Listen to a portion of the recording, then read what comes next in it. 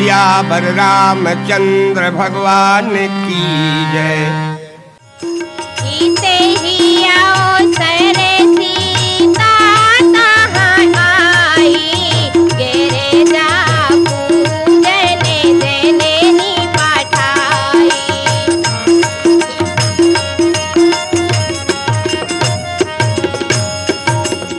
सज्जनों, उसी समय श्री किशोरी जी माँ सुनैना की आज्ञा पा करके देवी गिरजा जी के पूजन के लिए आई हुई थी। तो सज्जनों, प्रभु श्री राम एवं श्री सीता जी दोनों अपने कार से गए हुए थे ना। इधर श्री सीता जी कितने ही आओ सरे सीता तहाँ आई,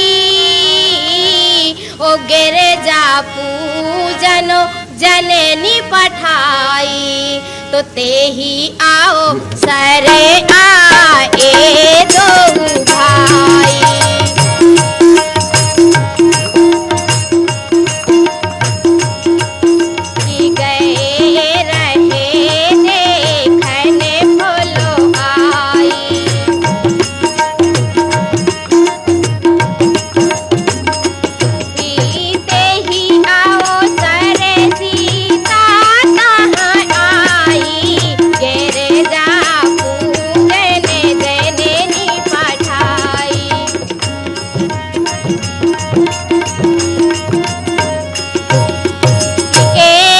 सकी सिए संग बहाई,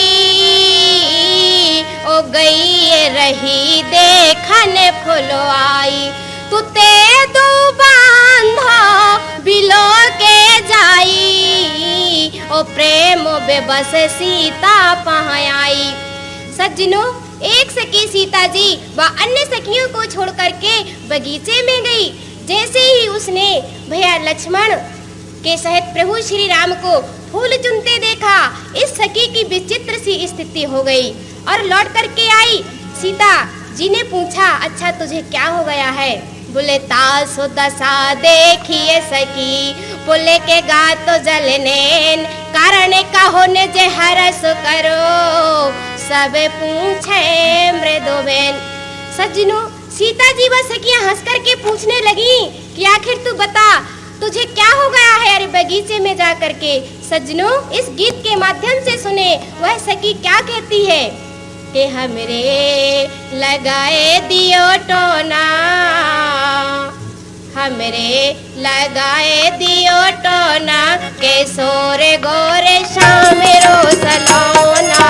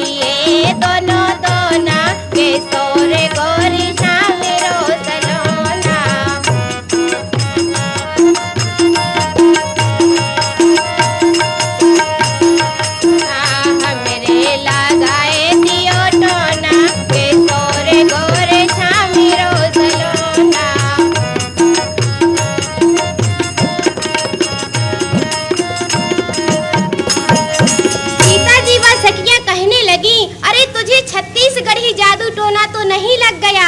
वह बोली नहीं नहीं। अरे तो फिर क्या हो गया? सीता जी व सखियां हंस करके कहने लगी, तो क्या तूने प्रभु श्री राम को देख करके घूंघट का पर्दा नहीं किया? वह बोली नहीं नहीं किया तो है, तो फिर क्या हो गया? सज्जनों, वो क्या कहने लगी? बोले श्याम को देखे घूंघटे पटे कीन्हा,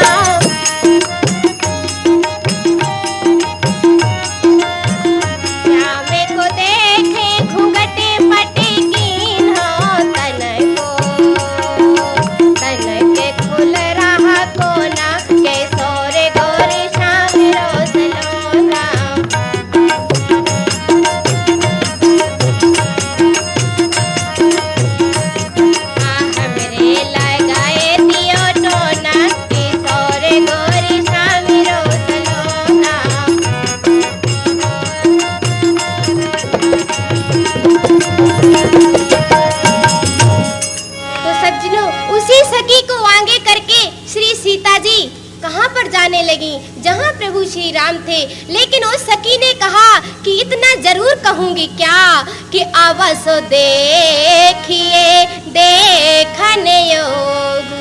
सज्जनों, उसी सखी को आगे करके श्री सीता जी जाने लगी किधर, जहाँ प्रभु श्री राम थे। बोले श्यावर रामचंद्र की जय। सज्जनों, आप सभी को कृतवास रामायण की ओर ले चलूंगी।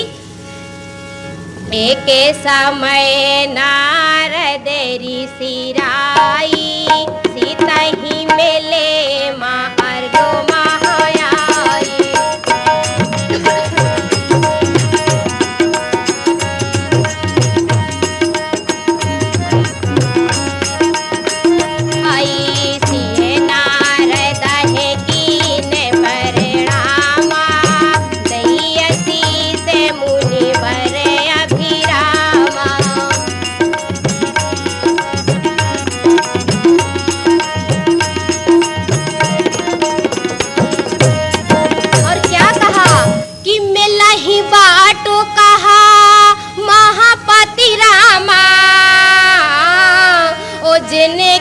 तुम बनी हो सोचे बामा, तू सुंदरी गौर मनोहर जोटा, वो तो पति हुई है श्यामल ढोटा। संत नारद ने कहा, बेटी तुम्हारे पति तुमको बगीचे में मिलेंगे। सज्जनों, आज के हमारे कुछ भाई लोग हंसने लगेंगे कि बाबा लोग भी बड़े विचित्र होते हैं, जबकि राजकुमारी को आशीर्वाद दे रहे हैं। तो कहना चाहिए कि बेटी तुम्हारे पति तुमको पार्क में मिलेंगे या होटल में मिलेंगे या टाकीज में मिलेंगे। लेकिन नहीं सज्जनों, संत बड़े उच्च विचार के होते हैं और हर चीज सतोगुणी होती है। आज के कुछ पहले आप अपने बेटा बेटियों के विवाह हरे मंडप के नीचे किया करते थे तो वह जोड़ा सदा हरा भरा रहता था। लेकिन आज जब से टेंटों के नीचे शादियां शुरू हुई तो इधर टेंट फटा उधर जोड़ा फटा। आज प्रभु श्री राम सीता जी से भेंट के समय किधर से श्री सीता जी ने प्रभु श्री राम को किधर से देखा? बोले लता भवन ते प्रगट भे, लता भवन ते प्रगट भे, ते ही अवसर दो भाई ओ निकसे जन जोग विमल विधु, जला दो पलटो बेलेगाय। सज्जनों, प्रभु श्री राम ने लता की 3 ओटें ली। एक तो जब बीरबाली से पाला पड़ा तब प्रभु श्री राम ने तरुक की ओट ली, के पुनी ना विपट की ओट ली, पुनी ना ना विधि भई लड़ाई, विपटे ओटे देखते रघुराई।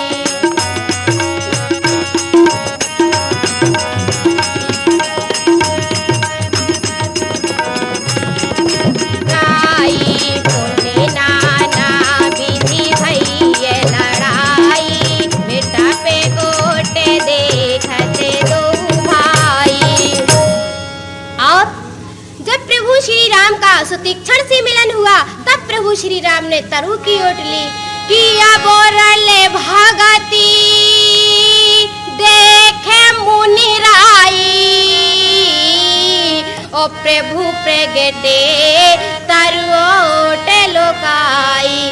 सज्जनों, क्योंकि भक्ति की तरन तारणी होती है, इसलिए सज्जनों साहित्य में नारियों की तुलना लता से की जाती है और लता की तुलना नारियों से की जाती है। आज जैसे ही प्रभु श्री राम ने सीता जी को देखा और श्री किशोरी जी ने प्रभु श्री राम को देखा तो क्या स्थिति बनी कि आधे के सने देखे है भाई भोरी,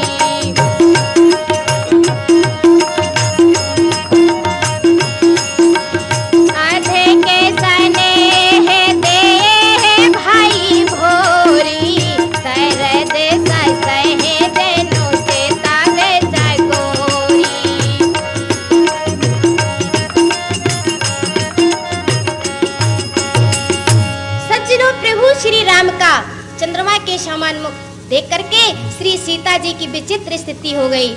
इसे बीच किसी कवि ने बहुत सुंदर चित्रण किया है, ध्यान दे।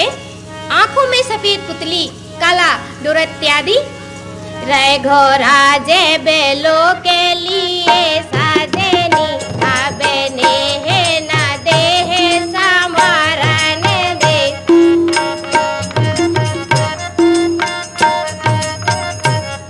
आबे ने है ना दे है समारन दे धरे धीरजे बोले कोठी बारनी पादे पंकज की राजे धारन दे मोतेली काहे सामने से हटे जा आंसुआ काहे पाए पथारन दे भले कहे काहे मूंदे ले नैनान को आँखियाँ काहे होरे ने हारन दे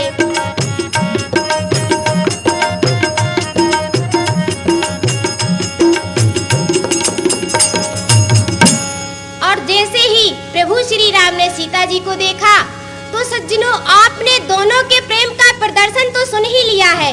जितना ही प्रेम का प्रदर्शन है उतना ही मर्यादा का संतुलन मिल रहा है। इधर प्रभु श्री राम और इधर श्री किशोरी जी क्या महाराज जी मुलोष्यावर रामचंद्र भगवान की जय। मूकं करोतु वाचालं पंगुं लंघयते गिरिं यत् कृपातमहं वन्दे परमानंद माधवं। मुलोष्यावर रामचंद्र भगवान की जय। अभी आप बेटी अनुराधा शादी के द्वारा पुष्प वाटिका की चर्चा सुन रहे थे। आइए अब हम श्री राम कथा के द्वारा जीना सीखें, अपने जीवन की व्यथा को दूर करें। कथाएं कई प्रकार से कही जाती हैं, वक्ता अपने अपने भावों के अनुसार कहते हैं, किंतु सामायिक स्थितियों को देखते हुए, देश और राष्ट्र की स्थितियों को देखते हुए आज हमें किन कथाओं को सुनने सुनाने की आवश्यकता है, ये वक्ताओं को और श्रोताओं को दोनों को ध्यान रखना चाहिए। आइए प्रभु श्री राम के 2-4 पावन नामों का उच्चारण करें।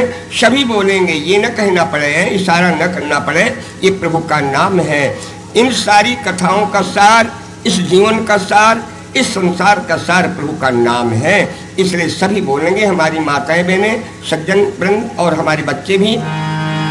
श्री राम जय राम जय जय राम।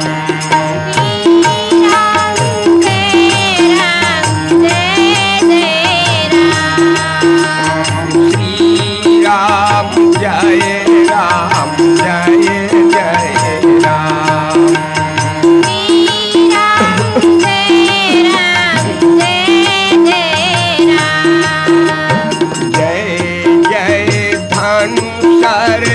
धारी राम जय जय धनुषधारी राम जय जय अवध बिहारी राम जय जय अवध बिहारी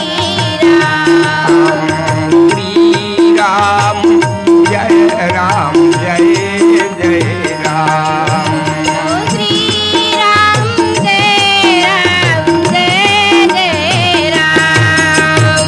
आइए पहले हम आप सबको अयोध्या के दर्शन करा दें। श्री राम कहाँ हुए थे, हैं? अयोध्या में ना बहुत से, शायद यहाँ से कोई अयोध्या गए होंगे, तो इस भजन में आप अयोध्यापुरी के दर्शन करें, जो मुख्य स्थान है अयोध्या जी के। इस भजन में आप सब को सुनने के लिए, देखने के लिए मिलेंगे। तो अयोध्या चलने की तैयारी कर लीजिए। मेरा मतलब ये नहीं कि पैसा लेने घर भाग जाओ, नहीं, न पैसे की जरूरत है, शरीर को यहीं रखना है, मन को पहुंचाना है अयोध्या। हाँ, और श्री राम जी की प्यारी राजधानी लागे, राजधानी लागे, पानी लागे। श्री राम जी की प्यारी राजधानी लागे, राजधानी लागे, मोहे मीठो मीठो सरयू जी को पानी लागे। राजधानी लागे, राजधानी लागे, मोही मीठो मीठो कस्तूरी को पानी लागे। श्री राम जी की प्यारी राजधानी लागे, राजधानी लागे, मोहे मीठो मीठो सरयू जी को पानी लागे। धन कौशला धन के कई धन सुमित्रा मैया,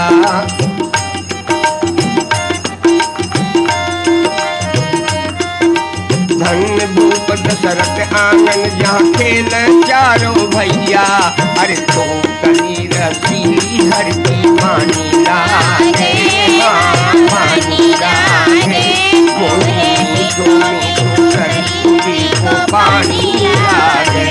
श्री राम जी की प्यारी राजधानी लागे, राजधानी लागे, मोहे मीठो मीठो सरयू जी को पानी लागे।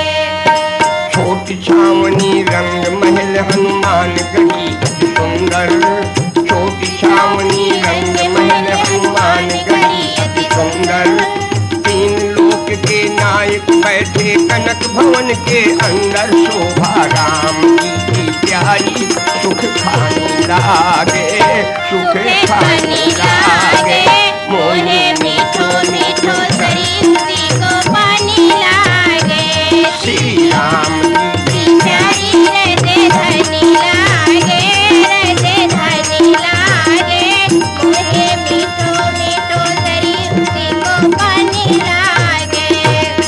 परम सुहावन जन्मभूमि श्री रघुवर राम लला की, परम सुहावन जन्मभूमि श्री रघुवर राम लला की। जानकी महल अति सुंदर शोभा देखो लक्ष्मण किला की। हाँ कन कन भूमि पुरानी लागे, हाँ पुरानी लागे, मोही मीठो मीठो सरयू को पानी लागे। श्री राम जी की प्यारी राजधानी लागे, राजधानी लागे, मोहे मीठो मीठो सरयू जी को पानी लागे। जय श्री राम दंडवत भैया गली गली में बोले, जय श्री राम दंडवत भैया गली गली में बोले। अरे कीर्तन संत समागम गांव गांव में डोले। श्री राम धुन प्यारी मस्तानी लागे, मस्तानी लागे, मोही मीठो मीठो सरयू को पानी लागे। श्री राम जी की प्यारी राजधानी लागे, राजधानी लागे, मोहे मीठो मीठो सरयू जी को पानी लागे। हाँ अब आप अयोध्या अपने मन मनुष्य के हर काम मन पर डिपेंडेंट है, अपने विश्वास पर ही सब कुछ है। अपना विश्वास है तभी बद्री नारायण में बद्री नारायण है, विंध्याचल में विंध्याचल देवी हैं। मन के द्वारा ही मनुष्य के सारे काम निर्भर हैं, मन पर ही निर्भर है। भगवान की कथा श्रवण करने के लिए पधारे हुए आप सब सज्जन वृंद और हमारे देश और धर्म की धरोहर कथा में पधारी हुई हमारी माताएं बहनें बेटियां, अपने देश के प्रिय भावी भविष्य बालक वृंद, आइए आप हमारे कैसेटों में भी सुनते होंगे। हमारे यहाँ तुलसी के एक एक शब्द पर विवेचन किया जाता है, ये हमारी कथा का मूल आधार है। आइए एक चौपाई प्रस्तुत करें। हाँ कहे भुआल सुनिए मुनि नायक, भाई राम सब दीदी सब लायक। बोले सुनाओ मुनि नायक भाई राम। कहे भुआल सुनिए मुनि नायक, भाई राम सब दीदी सब लायक। भाई राम सब दीदी सब लायक। सज्जनों, ये अयोध्या कांड की चौपाई है। महाराज दशरथ अपने गुरुदेव वशिष्ठ से कहा रहे हैं, गुरुदेव मेरे राम सब विधि सब लायक, भाई राम सब विधि सब लायक। सज्जनों ये बहुत बड़ी बात है, थोड़ा विचार करिएगा। आज अपने देश में 1 अरब से अधिक आबादी हो रही है। क्या सब विधि सब लायक कोई मिलेंगे? नहीं मिलेंगे। कुछ लायक मिल जाएंगे और लंबी खोज करिए, बहुत कुछ लायक मिल जाएंगे, किंतु क्षमा करना, आज इतनी बड़ी आबादी में सब विधि सब लायक कहाँ है? कोई नहीं है ना। है एक बाप के बेटे बनके वो परम ब्रह्म परमात्मा श्री राम आए, किस लिए? हमें आपको सिखाने के लिए। हमारी कहा हमें और हमारे बच्चों को, हमारी संतानों को कैसी होनी चाहिए। कहे वाल सुनिए मुनि नायक, अभय राम सब विधि सब लायक। विचार करिएगा, एक बाप के बेटे बनके परम ब्रह्म परमात्मा आए, सब विधि सब लायक। आज हमारा परसेंटेज देखा जाए तो कहाई भूषुंडी सुनो खगनायक, असौ महा अबे 90 नालायक। ये हमारा परसेंटेज है। आइए श्री राम यदि अकाउंट मिलाया जाए तो प्रभु श्री राम को यहाँ से गए 9,77,000 वर्ष हो गए। न हमने राम जी को देखा, न हमारे बाप दादाओं ने देखा। एक प्रश्न उठ रहा है, जिन राम को हमने नहीं देखा उन श्री राम का नाम हमारे मुंह से क्यों निकलता है? आप कहोगे महाराज जी आप कहते हैं कि बोलिए, तो हम बोलते हैं नहीं। जहाँ मैं नहीं होता वहाँ भी तुम्हारे मुंह से राम निकलते सुना गया। कहाँ? घर में जब 104 डिग्री चढ़ता है तब तुम रजाई के अंदर कहते हो ना, हाय राम हाय राम। क्या डॉक्टर साहब ने कहा था क्या कि टेबलेट खाने के बाद राम राम कह लेना? हम भी वहाँ नहीं थे। क्यों आपके मुंह से राम नाम निकलता हम सबकी? इसलिए कि कहो भुआल सुनिया मुनि नायक, राम सब विधि सब लायक। भुआल सुनिए मुनि नायक, भय राम सब विधि सब लायक। कहे भुआल सुनिया मुनि नायक, भय राम सब विधि सब लायक। आइए आज के सत्संग के संदर्भ में हम इस बात की खोज करें, प्रभु श्री राम के पास ऐसी कौन सी वस्तु थी, क्या था कि जिसके होने से श्री राम सब लायक बने। कथा सुन के वही अपने एक बच्चे को हम भी खरीद दें ताकि हमारा एक ही लड़का सब लायक बन सके। क्यों? आज हमारे बहुत से भाई बहन सब लायक बनने की कोशिश करते हैं, टेरिकॉट केरालिन के द्वारा, जारजट नायलून के द्वारा, लठ के द्वारा, बंदूक के द्वारा, पार्टी के द्वारा, पॉलिसी के द्वारा। सब लायक हमें न कपड़े बना सकते हैं, न स्नो पाउडर सब लायक बना सकता है। सब लायक हमारा स्वभाव हमें बनाएगा। भला लोकप्रिय बनने के लिए, सर्वप्रिय बनने के लिए, सब लायक बनने के लिए परम ब्रह्म परमात्मा होते हुए श्री राम ने 8 बातें अपनाई। वो 8 बातें सुनिए, आप अपने बेटा बेटियों को सिखा दीजिए। साल 6 महीने में आपकी वो लड़की, आपका वो लड़का सब लायक कहा जाएगा। वो 8 बातें कौन सी हैं? ध्यान दें। पितृभक्ति माने पिता की भक्ति, मातृभक्ति माता की भक्ति, गुरु भक्ति, ब्राह्मण भक्ति, देश प्रेम, पत्नी प्रेम, बंधु स्नेह और प्रजा प्रेम। अब आप बुद्धिजीवी बताएं, ये 8 बातें जिस किसी में आ जाएं, क्या सब लायक बनने में कोई कसर रहेगी? नहीं रहेगी। सज्जनों, प्रभु श्री राम में पिता की भक्ति कहाँ तक थी? आप रामायण पढ़ें तो पता चल जाएगा। प्रातः काल उठ के रघुनाथा,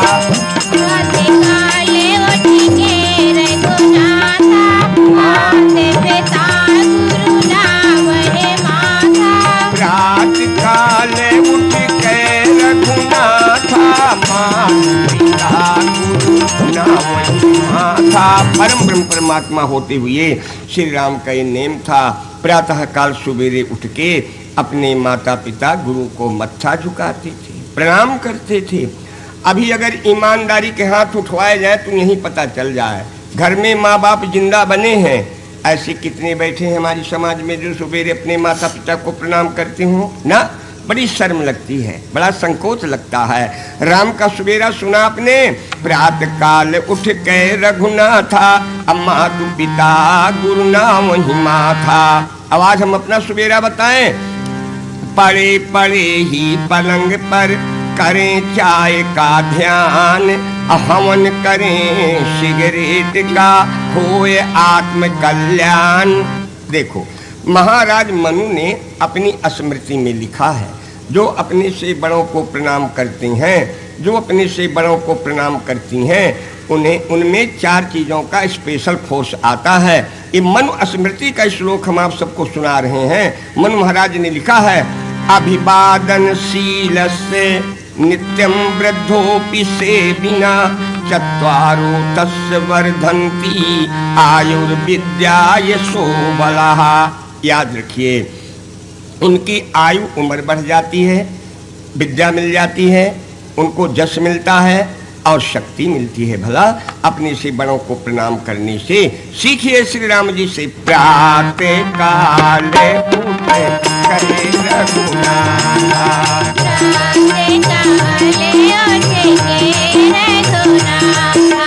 मातु पिता गुरु नाम माता,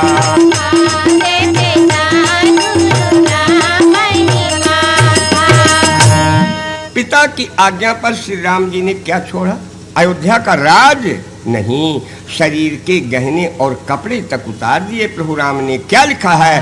पितुआय सुभूषण बसन तात तजे रघुवीर, अब विस्मय हरस न हृदय कछु पहिरे बल कल चीर। ये थी श्री राम में पिता की भक्ति। आइए जरा मातृभक्ति का अवलोकन करें। जब प्रभु श्री राम बन के लिए जाने लगे, सीता जी आई और श्री सीता ने बड़ा लंबा चौड़ा अनुरोध रखा प्रभु के सामने। श्री सीता जी ने कहा, प्रभु यदि आपका विश्वास हो कि आपके बिना मैं अयोध्या में 14 वर्षों तक जीवित बनी रहूंगी तो आप मुझे छोड़ जाइए, अन्यथा अपने साथ ले चलिए। विचार करिएगा, एक और सीता जैसी धर्मपत्नी की मरने जीने की समस्या, दूसरी ओर देखिए श्री राम में माता की भक्ति। प्रभु श्री राम ने साफ इनकार कर दिया, कहा प्रिय मैं तुम्हें साथ में ना ले चलूंगा। क्यों क्यों? श्री राम ने कहा, जब जब मातु करे मोरी, जब जब मातु करे मोरी, है प्रेम विवश मति होई, कब कब तुम्हें कही कथा कहानी, सुंदरी समझायो मृदुवानी,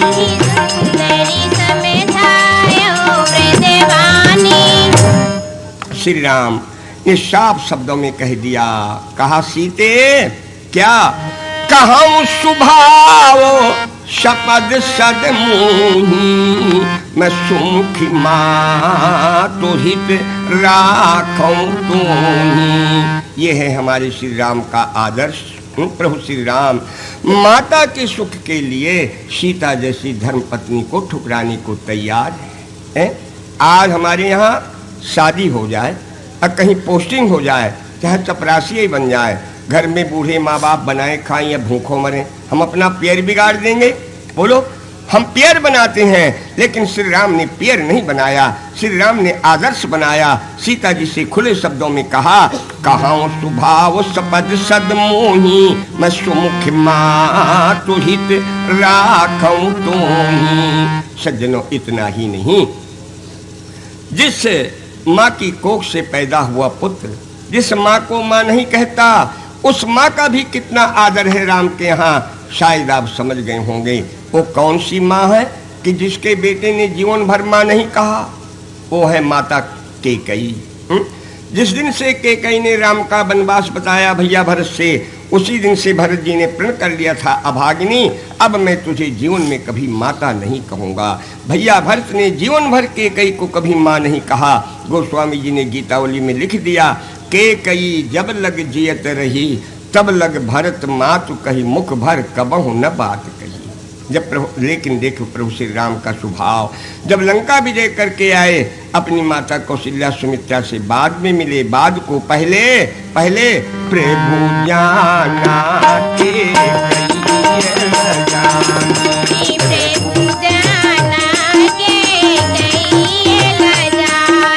प्रथम का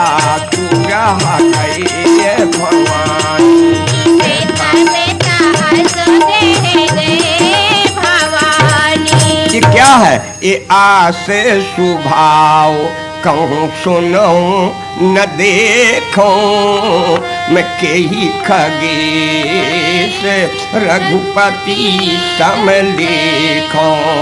सज्जनों आइए, नंबर 3 गुरु भक्ति। आज कितने तो बिना गुरु बना ही मर जाते हैं, कितने बिना गुरु बना ही मर जाते हैं। और जो बनाते हैं वो किस लिए, क्षमा करना। एक महाशय 56 वर्ष की उम्र में अपनी घरवाली से बोले 20 आने पैसे लाओ, नारियल लाओ, मैं गुरु बनाऊंगा। वो बोली अभी तक क्यों नहीं बनाया, इतनी उम्र निकल गई। बोला दुकान तो खोली है ना। घरवाली कहने लगी दुकान से और गुरु से क्या संबंध है। बोला तुम तो निरा पगली की पगली बनी रही। बोली क्यों। कहा देखो जब तक अच्छी कसम न खाओ तो ग्राहक नहीं फंसता है। तुम्हारी कसम खाऊंगा तुम मर जाओगी, लड़का की कसम खाऊंगा लड़का मर जाएगा। लाओ गुरु बना लें तो कसम खाने के लिए हो जाएगा है? लेकिन सज्जनों, परम ब्रह्म परमात्मा होते हुए श्री राम के यहाँ गुरु का क्या आदर्श था, ध्यान दें, ध्यान दें। क्या गुरु आगमन सुनत रघुनाथा, गुरु आगमन सुनत रघुनाथा, द्वार आए नायो पद माथा, द्वार आए नायो पद माथा। इतना ही नहीं, चित्रकूट में दोनों हाथ उठा, दोनों भुजाओं को, दोनों हाथों को उठा के श्री राम ने कहा था, याद है? श्री राम ने कहा जय गुरु पद अंबुज अनुरागी, अते लोकऊ बेदऊ बड़ा भागी। सज्जनों, जब लंका विजय करके प्रभु श्री राम आए, अयोध्या के राज सिंहासन में बैठे, एक दिन प्रभु श्री राम ने एक प्रश्न किया। कहा साथियों ये बताओ ये लंका विजय कैसे हुई। जितने ये सुन करके जितने लीडर बंदर थे सब अपनी अपनी भुजाएं टटोलने लगे और सोचने लगे कि ऐसा लगता है कि आज हम लोगों के लिए प्रमाण पत्र तैयार हो रहे हैं। हाँ, तब श्री राम ने कहा था क्या, कहा गुरु वशिष्ठ कुल पूज्य हमारे, इनकी कृपा धनुज रण मारे। एक बड़ी विचित्र चौपाई आज के लोगों के लिए कौन सी, गुरु ग्राह पढ़ने गए रघुराई,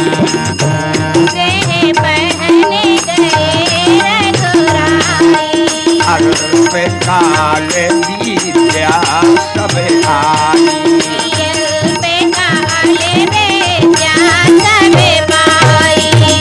बोलो भला इन राम को, प्रभु राम को कौन पढ़ाएगा, जिनके लिए गोस्वामी जी ने लिख दिया, जाके सहज श्वास श्रुतचारी, सो हरि पढ़िए कौतुक भारी। किंतु हमें आपको सिखाने के लिए, हमें आपको बताने के लिए कि प्रत्येक व्यक्ति को गुरु बनाना चाहिए, परम ब्रह्म परमात्मा होते हुए श्री राम ने गुरु के यहाँ शिक्षा ली। एक सज्जन कहने लगे महाराज जी राजा दशरथ कंजूस थे। मैंने कहा क्यों। कहा बताओ राम जैसा बेटा गुरु के घर पढ़ने भेजा, महाराज दशरथ ने ट्यूशन क्यों नहीं करवा दिया। आज हम ट्यूशन बहुत करवाते हैं, बच्चे का ट्यूशन, अपना ट्यूशन, उनका ट्यूशन। क्षमा करना, कोई शिक्षक बंधु बैठे हो तो नाराज ना हो, आप लोगों का दोष नहीं है। आज तो शिक्षक की प्रणाली उल्टा हो गई है। हम तो केवल इतना ही कहेंगे कि जब से ट्यूशन की पढ़ाई निकली, कितनी बच्चियां कितने बच्चे झक डिवीजन आते हैं, झक डिवीजन। इसमें शिक्षकों का ही कोई दोष नहीं है। आज शिक्षा की प्रणाली उल्टा हो गई है। आज फादर ने सिलवा दिए 3 कोट 6 पैंट, लल्लू मेरा बन गया कॉलेज स्टूडेंट हुए हॉस्टल में भर्ती, दिन भर बिस्कुट चरें शाम के खाए अमरती। आज पढ़ना लिखना व्यर्थ है, खेलो दिन भर खेल, होत रहो 6 साल लो फर्स्ट ईयर में फेल। देखो भाई, जो हमारे छात्र या हमारी छात्राएं बैठी हो, आप हमारी 2 बातें नोट कर लें। अगर सप्लीमेंट्री प्रमोशन की बीमारियों के शिकार नहीं बनना चाहते हैं तो तो हमारी दो बातें नोट कर लें, हमारा पता लिख लें। यदि आप फेल हो जाना तो हमें गालियां लिखना। पहली ये नोट करनी है, पहली बात कि स्कूल कॉलेज जाने के पहले गुरु ग्रह पढ़न गए रघुराई, अल्पकाल विद्या सब आई। इस चौपाई को आसन में बैठ के 108 बार जप लो, तब स्कूल के लिए बस्ता उठाओ, साइकिल उठाओ। और दूसरी बात ये मानना है कि जो कक्षा में तुम्हें पढ़ाने आए, भलाई वो तुम्हारे गांव के तुम्हारे जाने माने हरिजन हैं, लेकिन उस समय तुम कहो गुरुजी प्रणाम, उनको प्रणाम करके कक्षा में बैठो। यदि ये दो बातें आप मान लें, आप कभी भी फेल नहीं होंगे। ये तो हमने अपने छात्र और छात्राओं के लिए बताया। क्षमा करना, जो हमारे शिक्षक बंधु बैठे हों उनसे भी हमारा निवेदन है कि घंटे और पीरियड के बजाय आप इन बच्चों के जीवन पर ध्यान दें जो बच्चे आपको सौंपे गए हैं। क्योंकि आज हमारे कुछ गुरुजन भी ऐसे हैं कि उन्हें गुरु कहलाते अच्छा नहीं लगता। जब कभी बच्चा या बच्ची जब सर बोल देती है ना सर, हृदय गदगद हो जाता है। अरे राम राम, इस सर फर में कहीं कुछ नहीं रखा। हम अपनी पुरानी प्रणाली को अपनाएं। परम ब्रह्म परमात्मा श्री राम ने हमें सिखाया क्या? गुरु ग्रह पढ़न गए रघुराई, अल्पकाल विद्या सुधाई।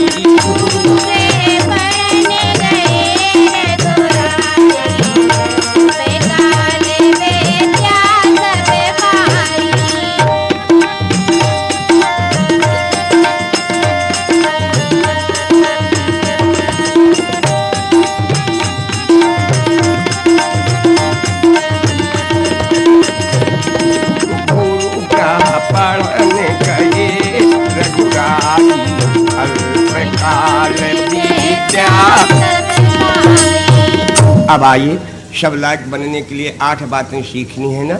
चौथी बात क्या सीखना है? आज बहुत से लोग कहते हैं गोस्वामी तुलसीदास जी ब्राह्मण थे, रामायण में उन्होंने ब्राह्मणों की बड़ी बड़ाई लिखी है। अच्छा, आज आप ये क्या बता देंगे, क्या गोस्वामी तुलसीदास जी ब्राह्मण थे, क्या मुसलमान थे या क्रिश्चियन थे? नहीं सज्जनों, तुलसी तो संत थे ना। संत किसी एक समाज, किसी एक जात का नहीं होता भला। फिर हम अन्य संतों की चर्चा भी नहीं कर रहे। हमारे वो संत तुलसी, जिन संत तुलसी का एक फार्मूला था, एक सिद्धांत था, क्या? सिया राम मैं सब जग जानी, करूं प्रणाम दूर जुबानी।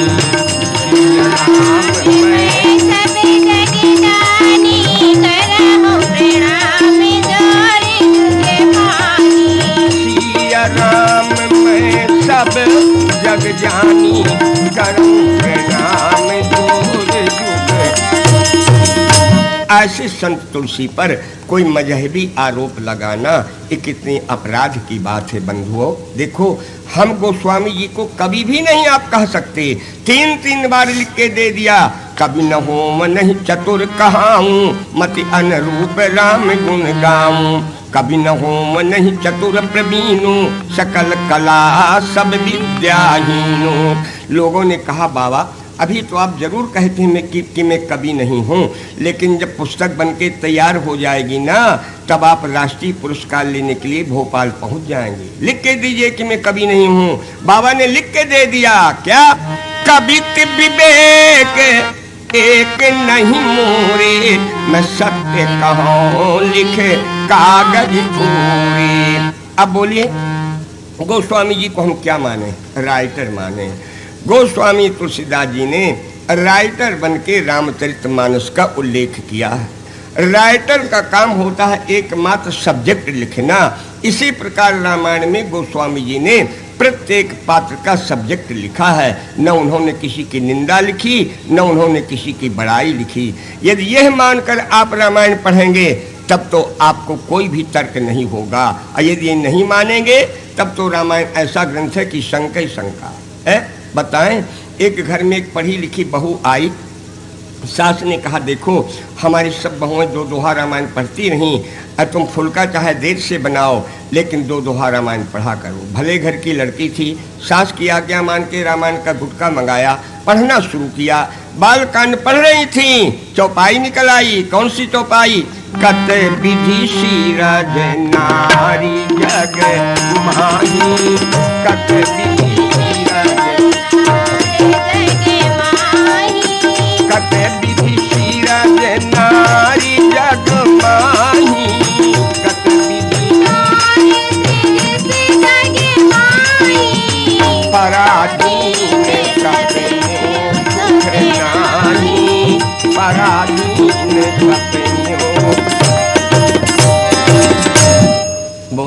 बहू ने तुरंत ढक दिया, कहा मैं ये कांड न पढ़ूंगी, बाल कांड, इसमें हम लोगों के लिए पराधीन लिखा है। अयोध्या कांड पढ़ना शुरू किया, वहां भी चौपाई निकली, कौन? निज प्रतिबिंब मुकुर गही जाई, अजान न जाए नारी गति भाई।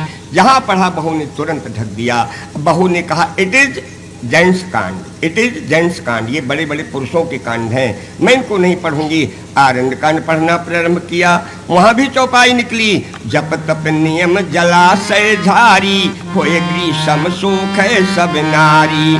किष्किंधा कांड पढ़ना शुरू किया, वहां भी चौपाई निकली, महावृष्टि चली फूट कियारी, अजिम स्वतंत्र हुए बिगड़ई नारी। बहू ने कहा अब गनीमत इसी में है कि सीधे सीधे सुंदरकांड का पाठ किया जाए। बड़े ताव भाव में सुंदरकांड पढ़ रही थी, चौपाई निकल आई, ढोल गमार शूद्र पशु नारी, आये सब तारण के अधिकारी। अरे राम राम, बहू ने कहा ये कांड पढ़ना ठीक नहीं तो पिटा देगा। लंका कांड पढ़ना शुरू किया, वहां भी चौपाई निकली, कौन? नारी स्वभाव सात्वे कविकारी, नारी स्वभाव सात्वे कविकारी, आओ गुणे आठ सदा बोले रानी, आओ गुणे आठ सदा बोले रे। उत्तरकांड पुरुष प्रताप प्रबल सब भांति, अबिला अबल शहद जड़ जाती। अब बोलिए, यदि आपने विद्वानों से रामायण नहीं सुनी, यदि आपकी इन बहनों बेटियों ने रामायण नहीं सुनी विद्वानों से, अब कभी ये सातों कांड की चौपाइयाँ लिख के आपको दें जो हमने सुनाई, अब आपसे पूछें कि दादा हम लोगों के लिए क्या लिखा है, तो यही कहोगे कि बिटिया तुलसीदास जी नारियों के विरोधक थे, है ना? यही कहोगे तुम कि बिटिया तुलसीदास जी नारियों के विरोधक थे। ये कितना बड़ा अपराध होगा। कभी ऐसा मत मानना कि गोस्वामी जी नारियों के विरोधक थे। मैं पूछता हूँ रामायण पढ़ने वालों से, ये बताओ अपने रामचरितमानस में गोस्वामी जी ने पहले किसकी वंदना की है? नर की वंदना की नारी की वंदना? बोलो। पहले उन्होंने नारी की वंदना की। पहला श्लोक पढ़ो, क्या लिखा है? वर्णानाम अर्थ संघानाम रसानाम छंदसामपि, मंगलानाम चकर्तारौ वंदे वाणी। पहले नारी की वंदना, वंदे वाणी विनायकौ। दूसरा श्लोक पढ़ो, पहले नारी की वंदना, क्या लिखा? भवानी शंकरौ वंदे। ऐसे लिखे ना, लिख देते कि शंकरौ भवानी वंदे ना, पहले भवानी अब बाद में शंकरौ वंदे। आप कहोगे महाराज जी हाँ ये तो ठीक है, लेकिन आपने जो चौपाइयाँ सुनाई वो तो महिलाओं के बहुत ही आलोचक चौपाई, एक भी चौपाई आलोचक नहीं, एक भी चौपाई। लेकिन देखो, अगर आप कहें कि आज हम सब चौपाइयों का अर्थ बता जाएं तो ये तो हमारे बस की बात नहीं है। तो इन सभी चौपाइयों पर तो हम विवेचन नहीं दे सकते हैं 3-4 दिनों में, लेकिन 2 चौपाइयाँ बता दें। जैसे उन्होंने बालकांड में लिखा, क्या? कत विधि सिरज नारी जग माही, अपराधीन सपनो सुख नाही। इसका क्या अर्थ हुआ बताएं? गोस्वामी जी को महिला वर्ग पर दया आई। उन्होंने कहा, ऐ ब्रह्मा, तूने संसार में पराधीन नारी को क्यों बनाया? आप जानते हैं पराधीन किन नारियों को कहा जाता है?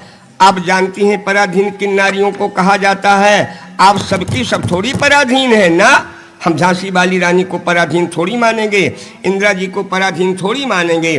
पराधीन उन नारियों को कहा गया है जिनके ना पिता हो, ना पति हो, ना पुत्र हो, उन महिलाओं को पराधीन कहा गया है। आप सब की सब थोड़ी पराधीन है। राम राम।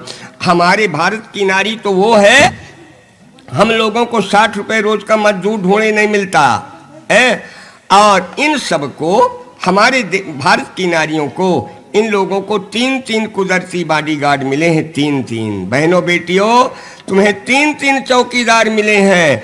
लेकिन उन चौकीदारों को तुम आज भूल ही जा रही हो पढ़ाई लिखाई के कारण। रामायण पढ़ो। रामायण तुम्हें 3 चौकीदार दे रही है। कौन कौन? गिनिए अपने चौकीदार 3। पहला जय जय गिरवर राज किशोरी, और दूसरा जय महेश मुख चंद्र चकोरी, तीसरा जय गज बदन खड़ानन माता। अब बोलो, देखो, कुंवारी अवस्था में पिता का सुपरविजन, युवावस्था में पति का सुपरविजन, वृद्धावस्था में पुत्रों का सुपरविजन। जो हमारी माताएं बहनें बेटियां इस प्रकार अपने जीवन का समय बिताएंगी, क्या उन पर भी जमाने का छिट्टा लगेगा? कभी नहीं।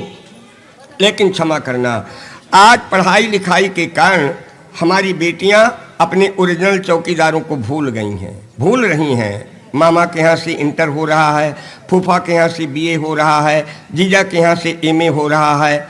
मेरा मतलब ये नहीं कि मामा फूफा जीजा के रिश्ते खराब हैं, रिश्ते खराब नहीं हैं, लेकिन हम खराब हैं। बात ये है, रिश्ते खराब नहीं हैं, लेकिन हम खराब हैं।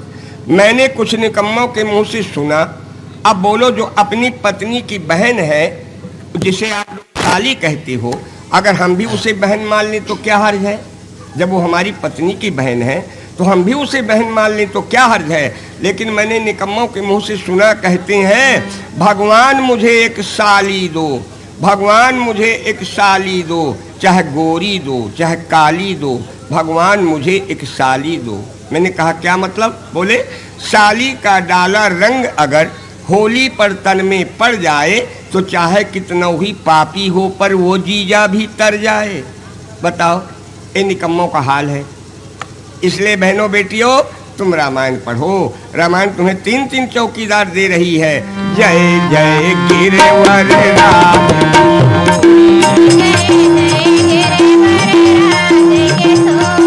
जय महेश मुख चंद्र चकोरी,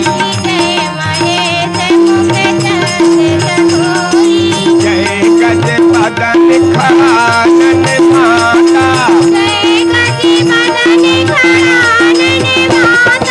जगत जननी दामिनी गाता।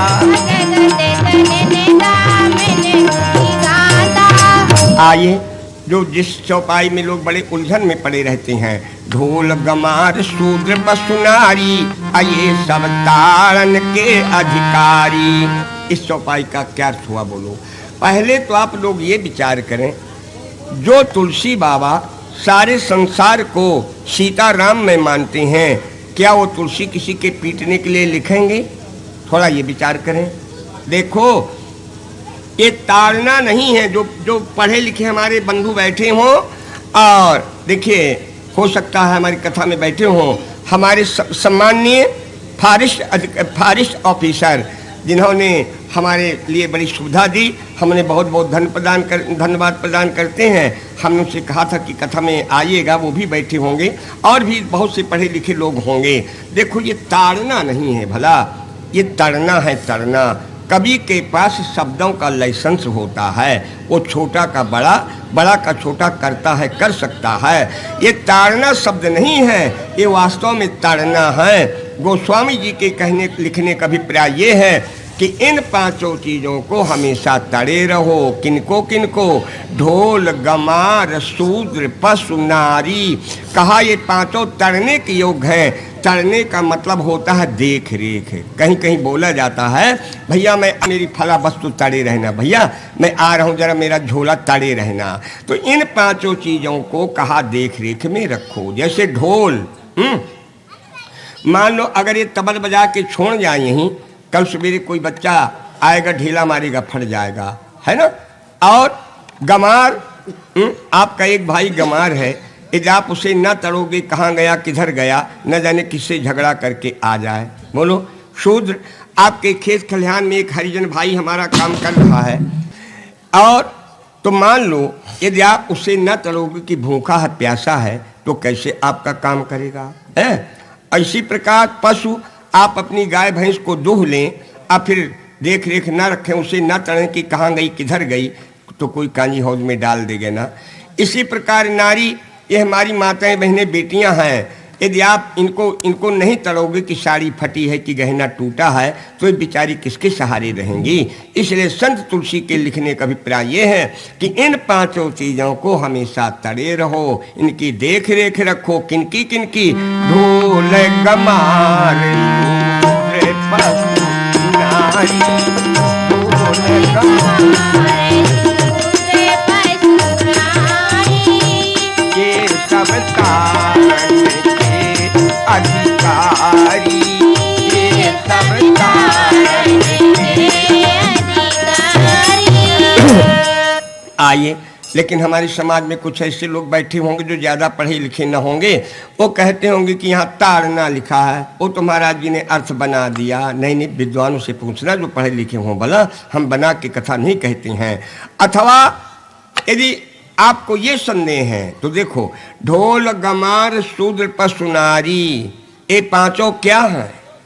न गोस्वामी जी ने बाना की नारियों को पीटने के लिए लिखा, न यहाँ की नारियों को पीटने के लिए लिखा, न बाना की नारियों को गंवारों को पीटने के लिए कहा, न यहाँ के गंवारों को पीटने के लिए कहा। ये पांचों कौन हैं? ढोल गमार शूद्र पशु नारी, ये हैं पांचों शरीर की इंद्रियां। देखो ढोल, कान जो है ना, ये ढोल है, बोले है ना, अगर ये न हो तो ढोल भी न सुनाई दे। अच्छा, गंवार कौन है? हम गंवार हैं कि आप गंवार हैं? नहीं, सबसे बढ़ के गंवार होती हैं आंखें। आप थोड़ा विचार करें, कहीं ऐसा न मान लें कि इनके नहीं इसलिए ऐसा कहते होंगे। यदि आप विचार करें तो इन आंखों से बढ़ के आपको कोई दूसरा गंवार मिलेगा नहीं। क्यों? ये आंखें, ये जहां नहीं, जहां कहीं, जहां नहीं, जहां कहीं बिना इंटीमेशन के पहुंच जाती हैं। सही बात है ना? हम आप किसी के यहाँ कब जाएंगे? जब कोई एक बार दो बार बुलाएगा तब जाएंगे ना, लेकिन आंखें बिना बुलाए ही इधर उधर पहुंचती रहती हैं। अच्छा, शूद्र कौन है? जो हमारे खेत खलिहान में पसीना गिराता है? नहीं, वो तो हमारा हरिजन भाई है। असली शूद्र तो ये है, ये जब जीव निकल जाता है इसे कोई नहीं छूता, अछूता है तो बाद में तुरंत नहाता है ना? अच्छा, पशु क्या है? नाक। जैसे किसी का भी दाना घास रखा होगा, पशु एक मुंह उस पर जरूर लगाता है। इसी प्रकार हमारी आपकी नाक एक बार सुगंधी दुर्गंधी का अनुभव जरूर करती है। बात को भलाई आप फेस फेर लें। सही बात है ना? और नारी क्या है? रसना, जीभ, ये दोनों स्त्रीलिंग के शब्द हैं। भला इसलिए गोस्वामी जी के कहने का अभिप्राय ये है कि इन पांचों इंद्रियों को हमेशा दंडित करते रहो, इन्हें छकाओ मत, इन्हें चराओ मत। इन्हीं ने तो पांचों ने हमें बर्बाद कर दिया ना। कान, नाक, जीभ, त्वचा, इन्हीं ने, आंखें, इन्हीं ने तो पांचों ने हमें बर्बाद किया ना। कितने ऐसे बैठे होंगे जिन्होंने अपने जीवन में करोड़ों रुपया कमाया होगा। भैया मैं आपसे पूछता हूँ, उस करोड़ रुपए से आपने अपने लिए क्या खरीदा? कुछ नहीं। जो भी तुमने खरीदा, जो भी खर्च किया, इन पांचों इंद्रियों के लिए ही तो किया ना। अपने लिए क्या खरीदा? अपने लिए यही है कि जहाँ तहाँ जो दान पुण्य कर देते हो, ये तो अपने लिए है। बाकी सारी कमाई हमने इंद्रियों के पीछे गंवा दी। एक बादशाह ने अपने साले खुसरू से कहा, ये 3 रुपए ले जाओ, 3 सौदाएं ले आओ। क्या क्या? बादशाह ने कहा 1 रुपए का यहाँ के लिए ले आओ, 1 रुपए का वहाँ के लिए ले आओ, और 1 रुपए का न यहाँ के लिए न वहाँ के लिए ले आओ। खुसरू भैया गए, एक मीठा की दुकान में 1 रुपया फेंका, कहा 1 रुपए का यहाँ का दे दो, 1 रुपए का वहाँ का लेंगे। तो दुकानदार ने रुपया फेंक दिया, कहा जाओ तुम वहीं का ले लो। लौट के चला आया, कहा साहब सौदा नहीं मिली। अंत में बादशाह ने बीरबल को बुलाया, 3 रुपए दिए, कहा बीरबल जाओ 3 सौदाएं ले आओ। क्या? कहा 1 रुपए का यहाँ के लिए, 1 रुपए का वहाँ के लिए, 1 रुपए का न यहाँ के लिए न वहाँ के लिए।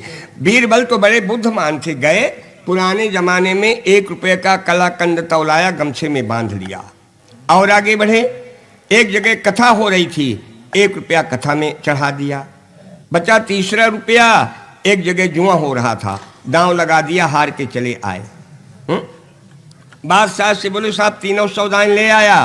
बादशाह ने कहा सामने रखो, गमछा से खोल के मीठा रख दिया। कहा श्रीमान जी ये यहाँ के लिए खाइए और पानी पीजिए। बोला 1 रुपए कथा में दे आया हूँ वहाँ के लिए। अब बोला 1 रुपए जुआ में दे आया हूँ, न यहाँ के लिए न वहाँ के लिए है। तो अब आप समझ गए, ढोल गमार शूद्र पशुनारी भला। हाँ, ये पांचों इंद्रियों के लिए गोस्वामी जी ने लिखा। ये दो भाव हमने आप सबको बताए, जो आपके समझ में आए आप उस भाव को याद कर लेना। अब आइए, जहां तक ब्राह्मणों का प्रश्न है, सज्जनों, श्री राम जी ने 37 बार ब्राह्मणों का अभिनंदन और वंदन किया है। जब जब श्री राम ने अभिनंदन वंदन किया, तब तब राइटर तुलसी ने लिखा। आइए बालकांड में देखिए, विवाह के समय दोनों भाई परशुराम भैया लक्ष्मण जामा पहने मोर बांधे आए, ब्राह्मण लोग खड़े थे, दोनों भाइयों ने प्रणाम किया। किष्किंधा कांड में प्रभु श्री राम ने भैया लक्ष्मण से कहा, भैया मसक दंश बीते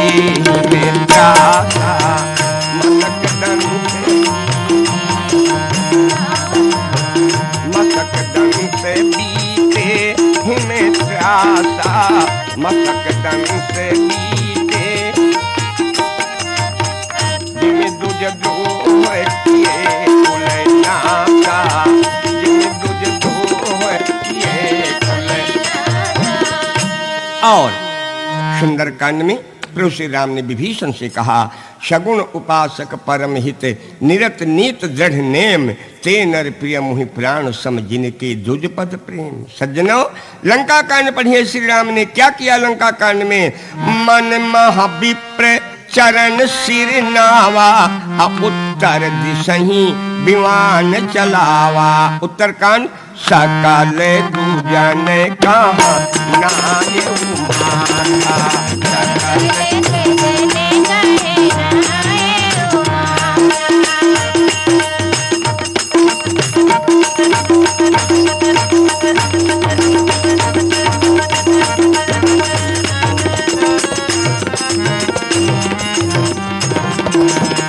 सकल दुजन कहा नाय उमाता, धर्म धुरंधर रघुकुल नाथा,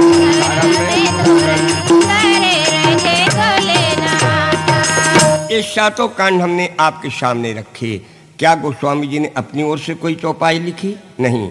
यदि ऐसी कोई चौपाई आप लोगों को मिले, अभी तो हम 2 दिन रुके हैं ना आपके यहाँ, यदि ऐसी चौपाई कोई मिले जो गोस्वामी जी ने अपनी ओर से ब्राह्मणों के लिए लिखी हो, आप वो चौपाई जरूर लाइएगा। भला हम आपके गांव आए हैं, हमारा ये धर्म है कि रामायण के बारे में जिसको भी जिस चौपाई पर शंका हो आप लाएं उसे, हम उसका समाधान करेंगे। ये हमारी कथा हनुमान जी महाराज की देन है, भला सीखी हुई कथा नहीं। जब हम 6 महीने के थे तब से हमारी दोनों आंखें ऐसे हो गई थीं, इसलिए रामायण के बारे में उन्होंने जो हमें दिया है, बहुत कुछ दिया है। हम उनके आभारी हैं, हनुमान जी महाराज के, माँ दुर्गा के, उन्होंने बहुत कुछ दिया है। तो रामायण की कोई भी चौपाई हो आप उसे लाएं ढूंढ के, अगर कोई चौपाई समझ में ना आती हो हम बताने की कोशिश करेंगे। तो आप सब लायक बनने के लिए 4 बातें सुन चुके, अब हम 2 मिनट का बीच में विश्राम लेंगे और फिर 4 बातें आगे की पुनः बताएंगे। सियावर रामचंद्र भगवान की जय।